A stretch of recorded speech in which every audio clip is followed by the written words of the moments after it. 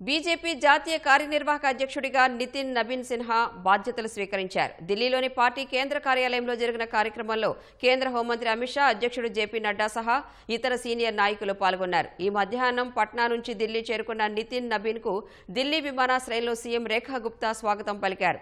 అనంతరం పార్టీ కేంద్ర కార్యాలయానికి చేరుకున్న నితిన్ నబీన్ డాక్టర్ శ్యామప్రసాద్ ముఖర్జీ, పండిట్ దీన్ దయాళ్ ఉపాధ్యాయ విగ్రహాల వద్ద పుష్పాలు ఉంచి నివాళులర్పించారు.